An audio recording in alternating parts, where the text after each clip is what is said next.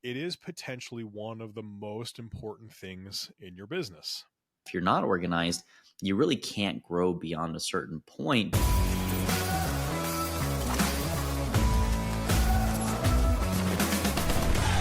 So today we're going to jump in on episode 1 of a kind of 2-part series, if you want to call it that. And we're going to be talking about and breaking down one thing that is super important to your business. Now, we're going to talk a little bit more about function and tactical execution today. And we're actually going to bring a guest on here in the next 2 to 3 weeks to talk about actually using a specific platform and specific kind of outcomes and leveraging certain pre-built templates and whatnot, and just understanding from the masses where, hey, we're getting a bunch of feedback and a bunch of information. Here's the best way to execute this thing. But today, we're just going to simply break down the idea and the general use of a CRM. So for those of you that don't know what a CRM is, the actual term or technical term is a customer relationship manager. It is something that we typically refer to or talk about in the world of marketing, in the world of sales, in the world of kind of acquisition side of things. And it is potentially one of the most important things in your business. Now, and just a really big asterisk before we jump into this piece, is you don't need to go and spend money on a CRM. If you have some level of a business, you probably should, but you don't have to go out and spend a bunch of money every month on a fixed expense that is not necessarily bringing you in revenue, or forcing you or kind of pushing you up against a wall and making your expenses a little bit tighter, because CRMs really quickly can get very expensive. Or there's ones that are super cheap and they do some super basic stuff. But chances are you already have, and again, this isn't the suggestion of what you have to do, but chances are in today's day and age, you have some type of G Suite account, and you probably have some type of Google Docs, Excel spreadsheet, or a place where people come in and say, hey, I'm interested in what you have. I'm raising my hand. And that itself can act as a CRM. Again, the manual nature side of things, you can't be missing stuff, and you want some automations on the back end. So the moment you start getting busy, and just to put a number on it, because I know that we need some specificity here, if you have 5 or more clients, you should probably have some automation in place. But maybe you're really good at focusing on those things, and your post-it note chaos that you have going on, maybe you can handle 10 clients before you need to pay for a CRM.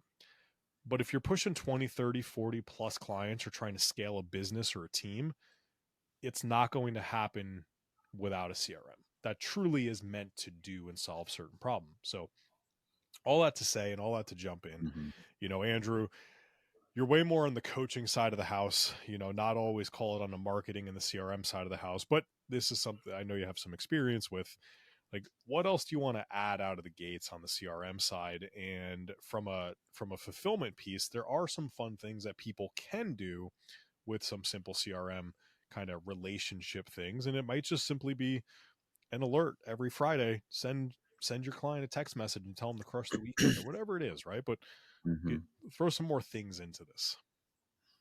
Yeah, I mean, if we take a first principles approach, and like really at the heart of the matter, it's you will only ever be able to grow and sustain your ability to grow based upon the ability to organize and know what to tackle when.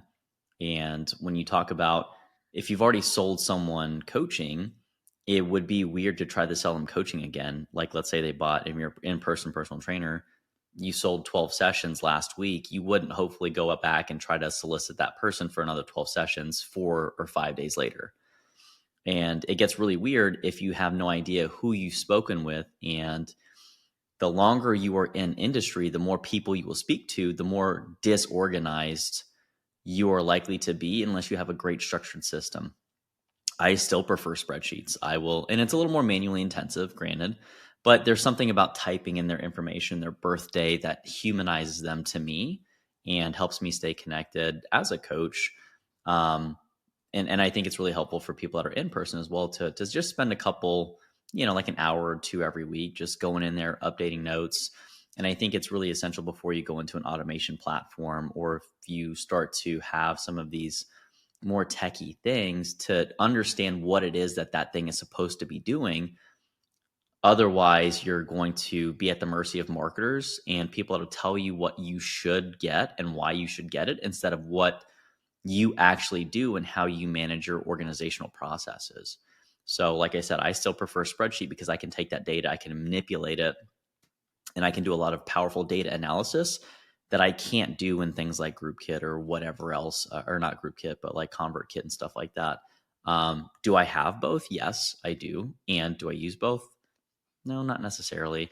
But if you do want to go beyond the 5 or 10 client marker, you are going to need to get increasingly organized, which is a really a not often mentioned function of scale, is that if you're not organized, you really can't grow beyond a certain point, because you're going to gain clients, lose clients, gain clients, lose clients. And that's how you feel like you're in the rat race. So again, if you want to make any sustainable, meaningful, long-term growth, you're going to have to get organized, and you're going to have to figure out a way that to your own brain it works. Some people do like the sticky notes, but I do know that we used to have an administrative assistant at a previous company that I worked at, that she took notes on napkins, and she was wildly disorganized and oftentimes never even responded to emails. So, pick your poison. Yeah, and you highlight, again, the point that I really want to drive home is you don't have to go and spend a lot of money on Mm-mm. the system. A lot of people, and take HubSpot, and this is not a knock against HubSpot. It is one of my favorite CRMs that's out there. It is Mm-hmm. not cheap. The moment you get HubSpot to truly do some things, you're spending thousands of dollars per month. Now they have lower Mm-hmm. options that do some basic things and whatnot, for sure, but they do a really good job of give you a little bit, but also make you feel like you need that next thing. And all of a sudden, it's $800 a month, $1,000 a month, and unless you're doing 20, $30,000 a month, I can't see spending that much money. If you're spending 3, 4, 5% of your top line revenue on a CRM, it's probably too expensive for you. But that all to say, HubSpot still is one of my favorite CRMs because they do an Mm-hmm. amazing job when you should and could afford everything that it can do. Now, Mm-hmm. one of the Mm-hmm. things that a lot of people forget, and it's this whole like, oh, this is a very rudimentary intro conversation. It is, but at the same time, it is not. Because Mm-hmm. here's what I'm going to say: if you had one client and you only had to focus on making one client happy, you had one lead that you had to sell, you had one marketing interaction, you had just one person that you needed to get them from attention to paying client and keep them paying you for 10 years. And if you were able to accomplish that, you would become a millionaire. Okay. That's a scenario. One person. And they're going to sign up, and they're going to stay with you if you check the boxes you're supposed to check. What would you do to ensure that all of those things happen? The moment they send in, hey, I'm interested, you're going to go ahead and respond back. You probably would send them an email. You'd probably text them and say, hey, I'm going to give you a call in 5 minutes. And then you would literally call them in 5 minutes. You would have a conversation with them if they had the time. And you would either then continue the conversation and solve their problem with them, or set up a time to sit down and solve the problem with them.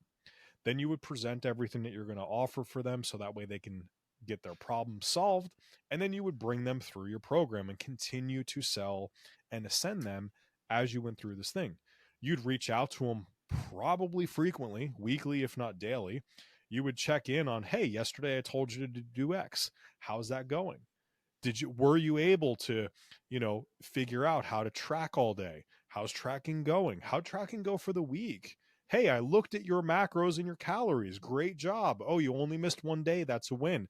Hey, you didn't do it at all. What's going on? How can I help? Like, all of those things are things you would do if you had one person.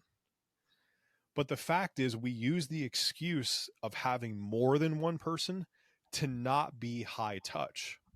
Now, Andrew, you are very much a high touch coach, right? You're not charging $100 a month, and you're getting people a whole well rounded wealth of knowledge with a lot of years of experience and learning. And again, one of my favorite moments about you when I didn't know you overly well is your like, yeah, I'm that good slide with like 400 different certifications that you had on it. But when you're coaching 5 to 10 people, you can do all of those things manually. And Mhm. manual is in fact going to be better connected to people. It just is. You're not going to take automation, bots, AI and connect at as high of a level. Okay? But if you go in and you have 10 or 20 people and the option is to either reduce how connected you are but stay connected via connection, so emails, text messages, whatever, or forget to do it at all, that lower connection but consistent, still guaranteed connection is going to yield a better outcome. But the whole point of this is for those of you that are a little bit further along, you're using the excuse of I have multiple people and this feels rudimentary to not do some of the simple things that the automation, that the bots, that AI, that a CRM would allow you to do if you would slow down and take the time to do it. Great example. Hey, I am stuck at $20,000 months. Well, why are you stuck there? Well, people get results all the time. Do they really? Yeah, of course. Okay, great. Well, hey, favorite exercise, and this is one thing I actually learned from you, Andrew. I think one of a deck or something that you had ordered, maybe, where a really fun exercise is to go through and just basically say, hey, if I wanted to ruin the relationship and ensure they don't stay with me, what would I do? And you write down all the dumb shit that you could do to ruin the relationship. And it's kind of funny. But you go through that, you take the time, and then on the other side, you actually go back and go, what is literally 180 degrees polar opposite of each of these things?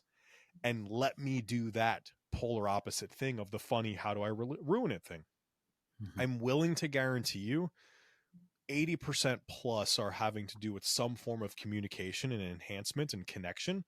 And I'm willing to guarantee you that if you took the time to put all of those into some type of CRM, all of a sudden your business is going to grow.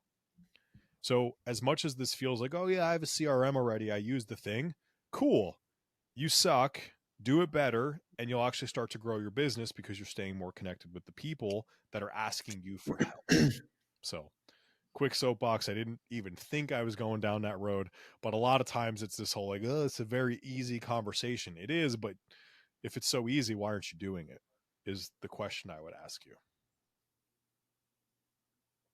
Yeah, I think that it's really so as a coach, and I have over 2 decades of experience. But the number one pet peeve that I have for people is grounded in a concept called the Dunning-Kruger effect.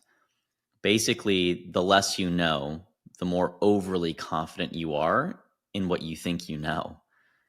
And during a consultation process, we'll be sitting across and kind of go through the traditional discovery. What's your health history? What are the obstacles? What do you actually want? How is all that shaping up? How long have you had this problem?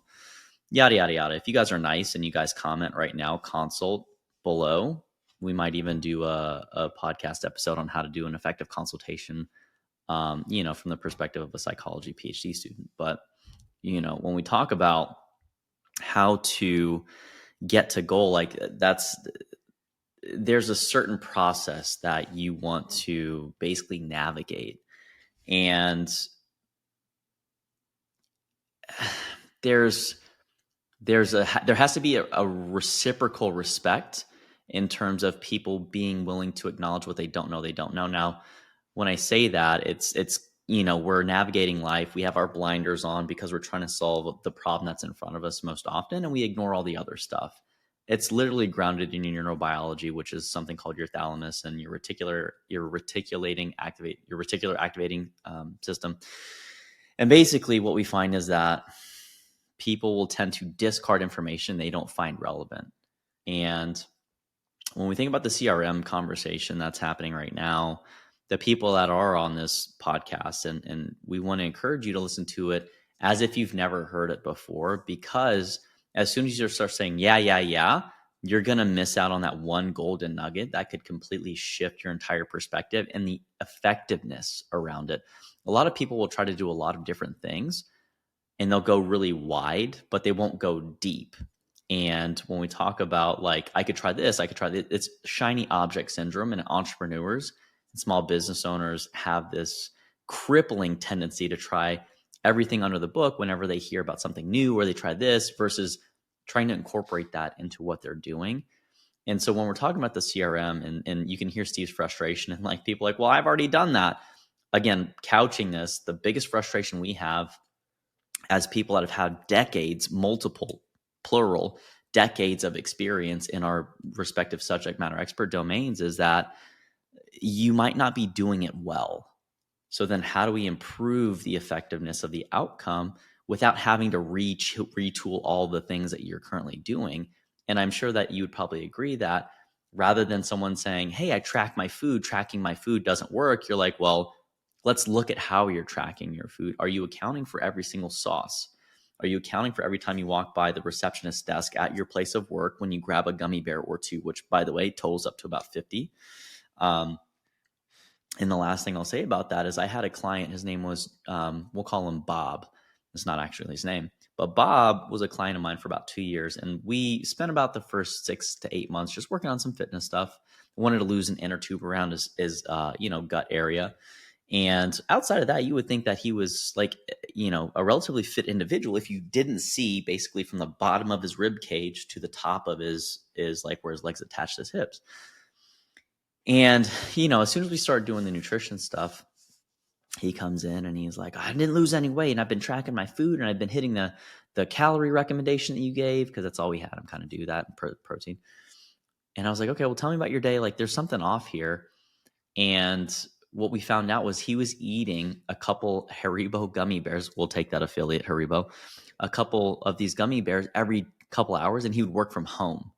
Right. Well, it turns out he's eating an extra fucking 580 calories from gummy bears during his day that he wasn't accounting for. And so rather than doing something new, we just dove in a little bit deeper in terms of what he was doing and how he was doing it. And we discovered that there was this unaccounted for source of calories that was completely messing up the plan. And that's where tracking devices or awareness devices, which is really all a CRM is just an awareness device of like, what do you need to be aware of? When do you need to do what? And then if you're not leveraging that well and your business is struggling to grow, maybe take a look at how you're using it. And if there's some effectiveness issues in there is kind of what I would say full circle. Yeah, it reminds me. So back in, geez, 2017 ish, I was going to open an Elements massage and franchise Happy with ending. over 400 locations. Top line revenues across the year was like 350 to 400 million dollars a year across this company. And I was basically challenged by the CEO of the company, Jeremy, and I hope he gets to listen to this at some point in time, that I wouldn't be able to open this studio better than he was opening an actual corporate location in the heart of downtown Denver. Okay, way more people in Denver than what was at the time. I believe it was Concord, Ohio, east of like Cleveland in a suburb. Doesn't Okay, we're sound like there's talking a anything few out there. thousand people versus tens and hundreds of thousands of people in a city. And he was like, I'm going to beat you. And I'm like, you have way more money, you have way more people, and you have a bigger team to drive this thing. I'm going to beat you. And the two things that mattered for me was understanding how to implement a different CRM with the leads we were going to be managing, and then making sure that I had somebody highly trained on leveraging the CRM and making sure that it got used. The offers and the marketing a little bit different. The things that we structured a little bit different. The way we approach things a little bit different, right? But we can all throw on different color lipstick on that pig and make that pig look different, do different push-ups, do different whatevers, right? I gave $10 off versus 5% off. Like those things were all minute changes. The biggest thing we focused on was actually the CRM. And it was rooted in the idea that we're going to make sure we think about this differently than they ever have because they were so accustomed to, we're a multi-$100 million a year company. We know what we're doing. We're going to keep doing this same thing. Hmm. Well, guess what? I'll tell you the punchline and then I'll go over the actual things that mattered. Was we opened and on day one, we processed 185 credit cards the first day that business was open. On day one, that business became profitable. They opened on day one and they didn't start processing credit cards until day 30. So they had an extra 30 days. They did it differently and whatever, again, subtle changes. But after 30 more days, they processed 63 credit cards. My biggest disappointment was I didn't have 189, so I can't actually say I beat them by 3x, but I will say, generally speaking, I 3x'd them by leveraging a CRM differently and making sure the person who was leading this knew how to leverage it very differently. And it's not rocket science for anybody.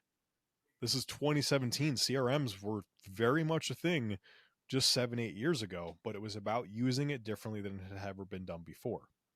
Mhm. So, what are the things that we actually did? And here's the challenge for you. If you're brand new and you have no clients, make sure you do these things manually. Go into Google, put a sheet together with some check boxes, and actually check off that you did these things. Simple and easy. Don't get complicated. Don't worry about formulas, but check these things off.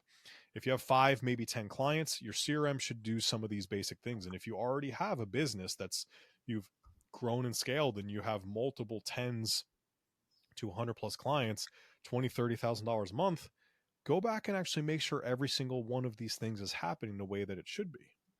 But the very first thing is when I say, hey, I'm interested in whatever you're selling, make sure you reach out to them immediately.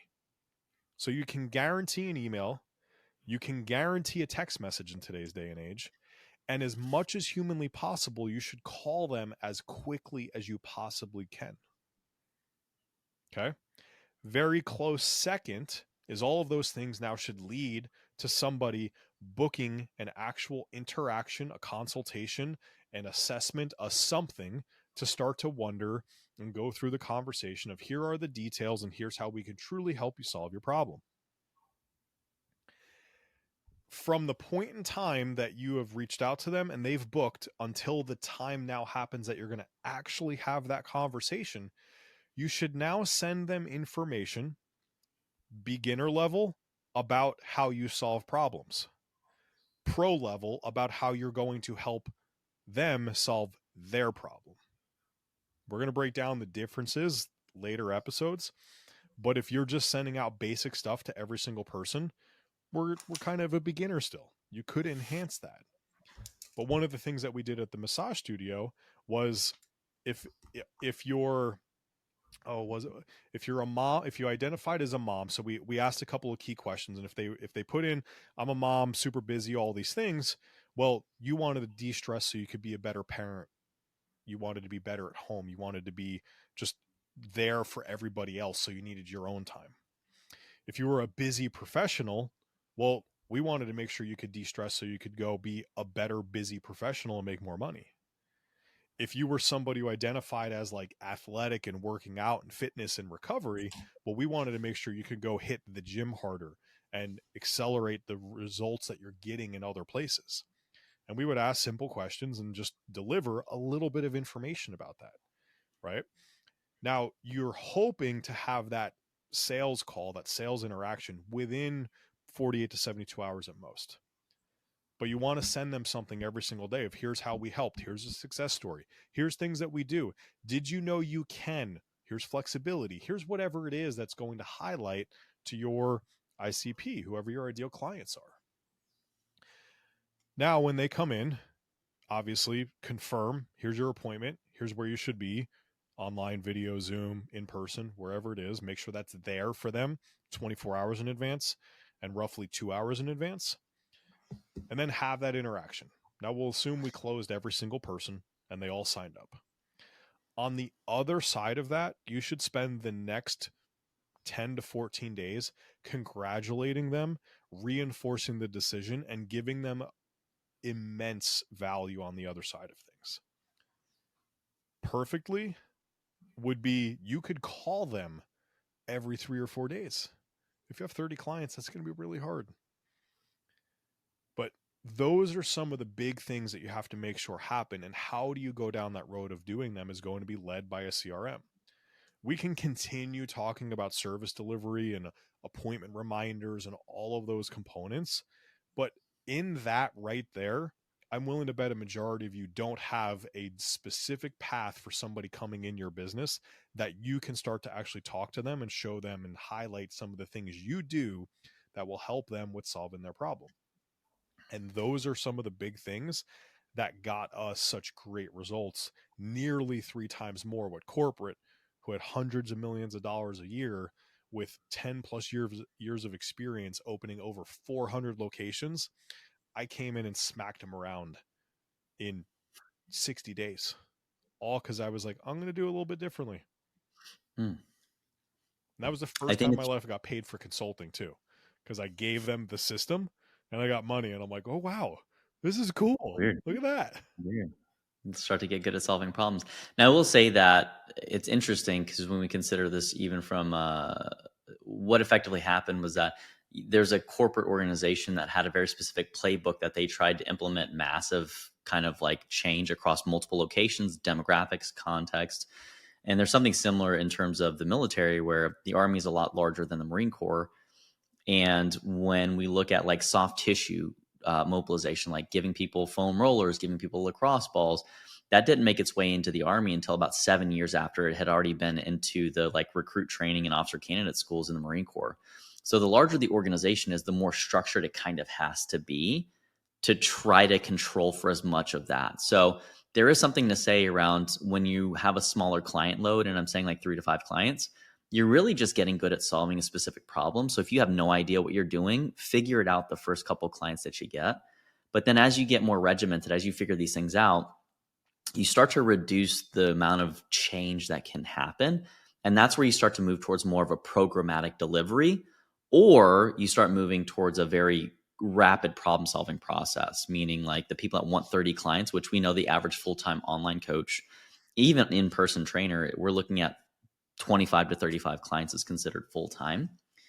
But when we think about like how much that's going to have to challenge your ability to problem solve, you're not going to be able to solve 35 problems that are very unique and very different every week without feeling completely burnt out, which is why we're seeing, and if you're ever paying attention to social media, you have these people that are like, buy my 7-week reset protocol shit. Like, it's because they don't have the opportunity to work with you directly, but they give people the ability to take this thing.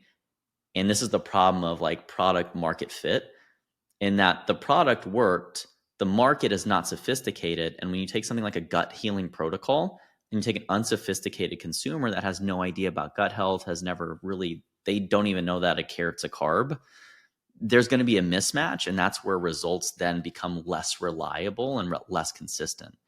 So Wait, I thought carrots the were big, sugar. yes, they are actually soluble. It doesn't matter. Don't put that That, landmine out on me, that, Ricky Bobby. that was a rabbit hole opened. You chose it. Good job. I Good tried to job. put a foot in it and shut it right back down. But you know, but I think that's why when people look at product market fit so much, and if you have no idea what the fuck I'm talking about, by the way, like LinkedIn Learning has a ton of information if you want to take an actual business, like, and some of these things are like an hour long, give you a lot of good insights in that.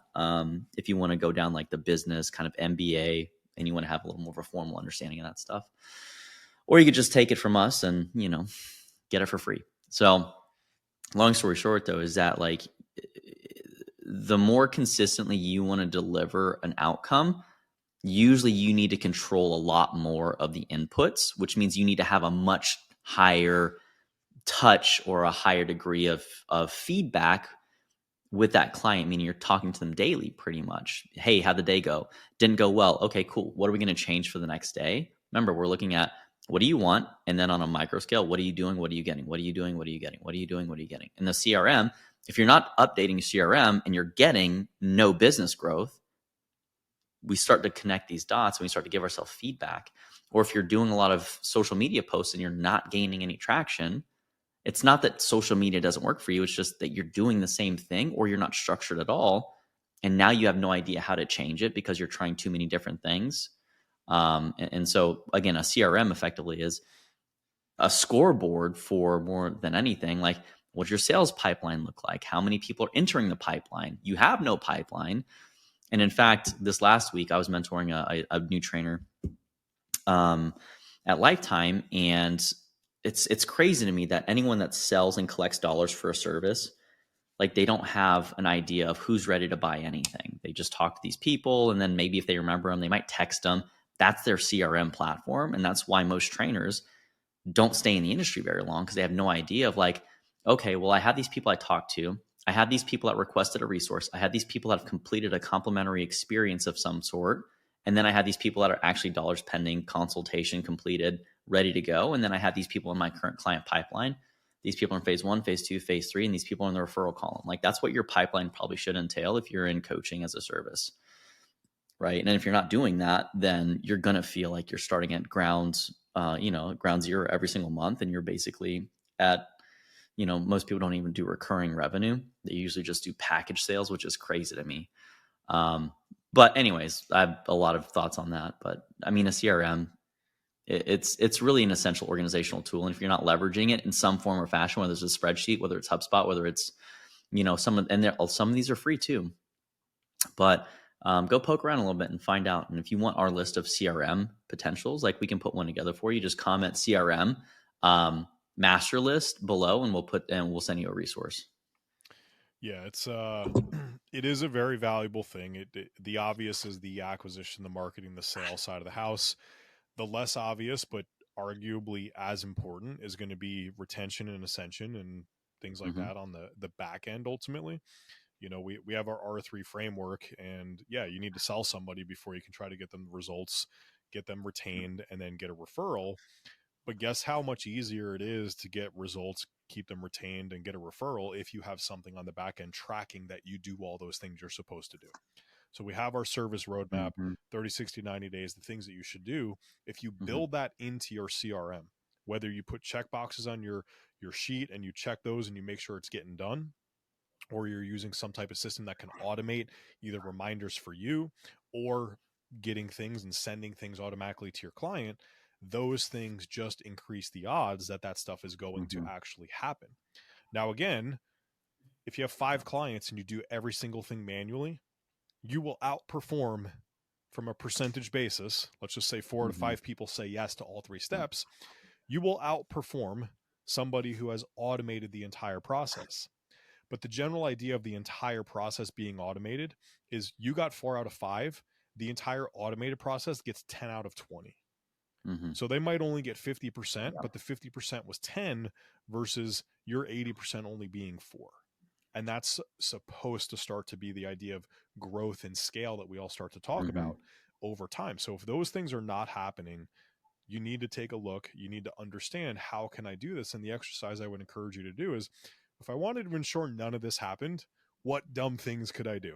On Friday morning, I'm going to say, fuck you, you suck to every client of mine and see how that goes.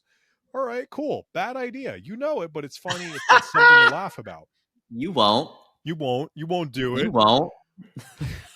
If somebody does it and they like screenshot it and send it to us, Young Andrew did that. there's going to be a thing. But Young Andrew, for I could sure. see that actually. But He was an asshole. on the other side of that, like, what is the message you could send to everybody on Friday that would actually make them feel more connected to you manually?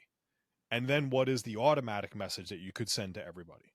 Now, manual, obviously, you could go, this week's conversation, I said this thing, so I'm going to text it to them because it's way more connected. Automation, you're going to have to send a general blanket Mm-hmm. text, unless you're going to really go crazy, build out a system, take notes, and that system's going to take those notes and then convert it into a text message that gets sent out on Friday. But that's like level 4, level 5.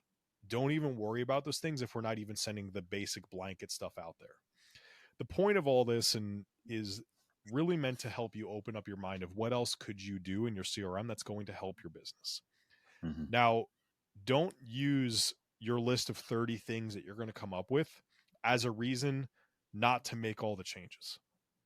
Come up with your 30, try to prioritize them, some combination of ease and impact. This one's really easy and it's going to be super high impact.